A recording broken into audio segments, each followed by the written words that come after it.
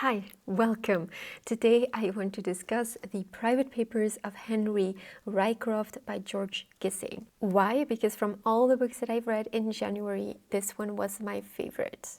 As soon as I finished the book, I already wanted to read it again. So I found this copy in a second-hand bookstore while I was traveling, and I had never heard of George Gissing. I had never heard of this little book. It was very cheap, it was beautiful, and so I took my chances, and I'm very happy that I did. Now that I finished it and loved it so much, I cannot believe that this is such a forgotten little book. So it was published in 1903, and it's about a writer who retires to the countryside. It is a semi-fictional autobiographical work, and it is divided into 4 seasons, which I absolutely love. Like many books of the time, it appeared in a magazine first. It reads like a collection of essays, and there is so much love for books and for nature in here. The love for nature is what made this book so popular in Japan. It was introduced by an English literature scholar named Tokuboku Hirata in 1908. I just loved how it made me think and reflect and appreciate. Before I'm going to read to you some examples, I first want to tell you a little bit about the author. First of all, George Gissing published 23 novels between 1880 and 1903. And I looked up his best known works. I never heard of these works, but now I am so excited to read them. They are The Netherworld from 1889, New Grub Street from 1891, and The Odd Women from 1893. I haven't yet looked into what these novels are about, but I'm very excited to do so.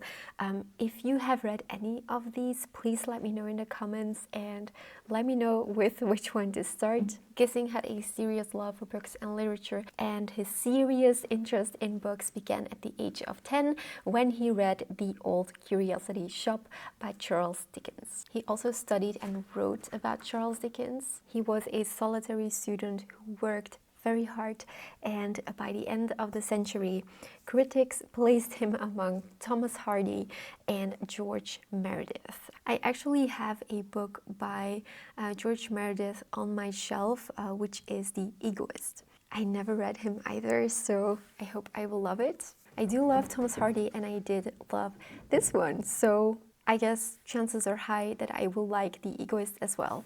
So I would like to read to you some sections from the novel to give you an idea about his writing style. Here is an excerpt from chapter 3 that will serve as an example of the love for nature. I am no botanist, but I have a long found pleasure in herb gathering.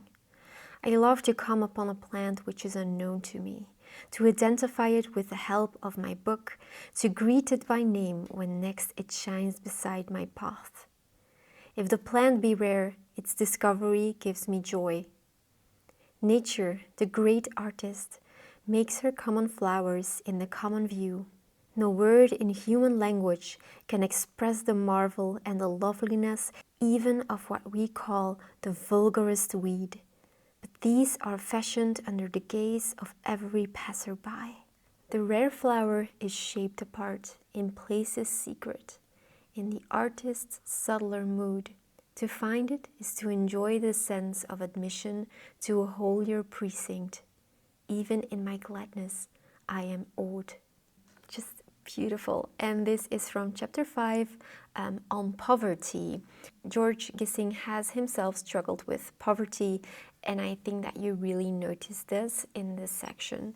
You tell me that money cannot buy the things most precious. Your commonplace proves that you have never known the lack of it. When I think of all the sorrow and the barrenness that has wrought in my life by want of a few more pounds per annum than I was able to earn, I stand aghast at money's significance. What kindly joys have I lost, those simple forms of happiness to which every heart has claim because of poverty.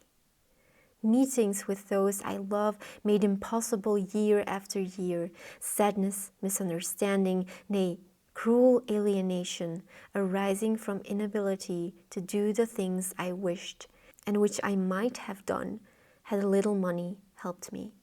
Endless instances of homely pleasure and contentment curtailed or forbidden by narrow means. I have lost friends merely through the constraints of my position. Friends I might have made have remained strangers to me.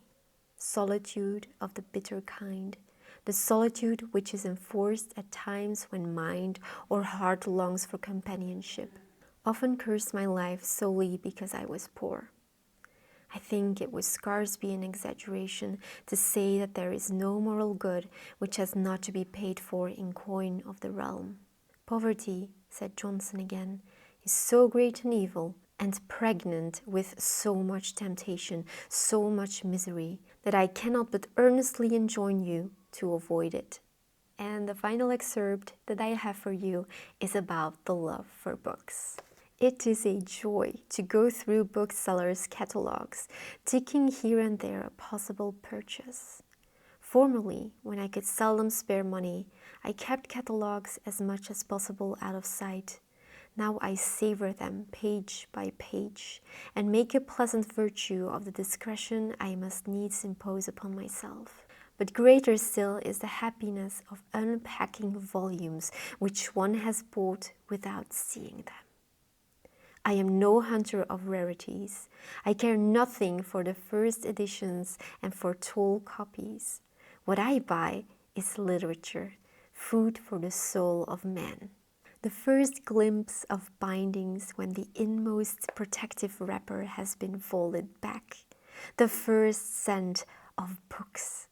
The first gleam of a gilded title. Here is a work the name of which has been known to me for half a lifetime, but which I never yet saw. I take it reverently in my hand, gently open it. My eyes are dim with excitement as I glance over chapter headings and anticipate the treat which awaits me. Thank you so much for watching, and I hope to see you next week.